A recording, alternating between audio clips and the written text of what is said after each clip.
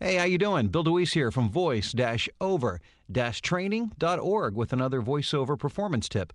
Just this weekend, I was monitoring a discussion group on Facebook of voiceover artists, and a question arose that's a very common question when recording a script, and that is when you come across a hard consonant, like T's and K's, particularly T's. How do you treat that in terms of, do you hit the T hard or do you gloss over it? Now, specifically, the question or the word in question was the word entertainment.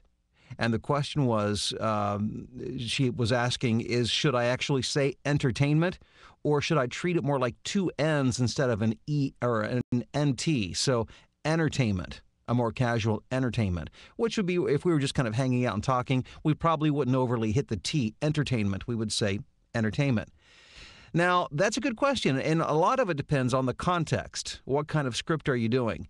And typically speaking, rule of thumb, if you're doing a more formal narration, such as a corporate narration or oftentimes an e-learning narration, it's appropriate to make sure that the T is enunciated. So in this case, entertainment. But if it's a commercial where you're just playing the part of a, guy or girl next door, and it's more of a casual read, then entertainment may be completely acceptable. As a matter of fact, I was doing a recording session, several weeks ago for a studio in Michigan for it was a hospital, and the director asked me, and I can't remember the specific word, but it was the same issue. I was over-enunciating a consonant, because I do a lot of long-form narration, and I was just kind of in that mode. And he said, "Hey, I just need you to just sound like the guy next door, and so don't hit the hard consonant." Now, what I use when in doubt, I try to take the middle ground. And what you can do with a little bit of practice, and let me bring up a script here. Actually, this is my first script this morning that I'm working on. It's a podcast intro outro, and the word intellectual is in the script. So the question is, do I say intellectual or intellectual? Now, saying the word intellectual without hitting the T, just because it's the word intellectual, sounds maybe a little less than intelligent, if that makes sense. But when in doubt, what I try to do is hit a middle ground. And you can hit a hard consonant, but soften it just a bit to make it not sound so over-enunciated.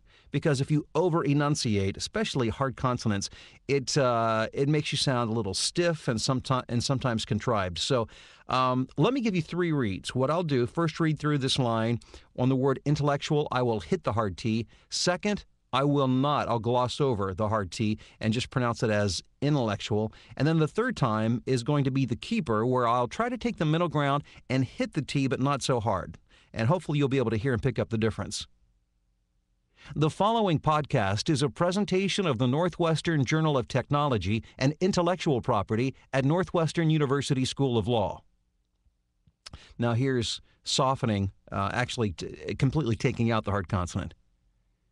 The following podcast is a presentation of the Northwestern School of Technology and Intellectual Property at Northwestern University School of Law.